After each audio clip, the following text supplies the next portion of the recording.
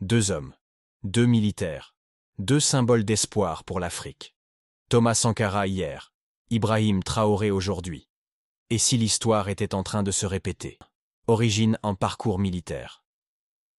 Thomas Sankara, capitaine de l'armée burkinabé, formé à Madagascar, passionné par les idées révolutionnaires.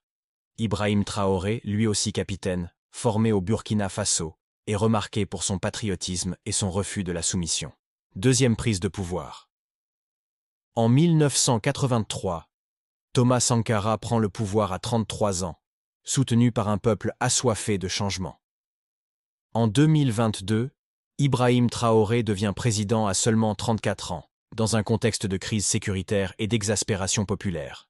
Point commun. Deux hommes jeunes, issus de l'armée, qui refusent toute la soumission aux puissances étrangères, des révolutions portées par la jeunesse et un rejet de l'ancien système. Thomas Sankara et Ibrahim Traoré n'ont jamais vécu à la même époque. Mais l'un a peut-être inspiré l'autre. Leur discours, leur tenue, leur jeunesse, leur amour du peuple. Tout semble les relier. Un leadership tourné vers le peuple, et non vers les élites. Sankara a dit un jour, « On peut tuer un homme, mais pas ses idées. » Aujourd'hui, ces idées semblent renaître dans les pas du capitaine Traoré. Troisième discours anti-impérialiste.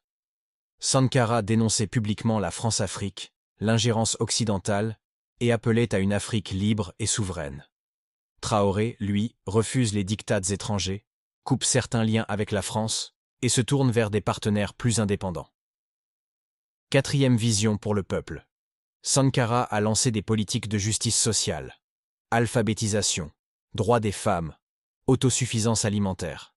Traoré, lui, met l'accent sur la sécurité, la souveraineté et le développement endogène. 5. Soutien populaire. Sankara était adoré par son peuple, mais critiqué par les puissances occidentales. Traoré bénéficie lui aussi d'un fort soutien populaire, notamment chez les jeunes et les panafricanistes. Conclusion. Ibrahim Traoré est-il le Sankara du XXIe siècle? L'histoire le dira. Mais une chose est sûre, le vent du changement souffle à nouveau sur le Burkina Faso, et peut-être sur toute l'Afrique.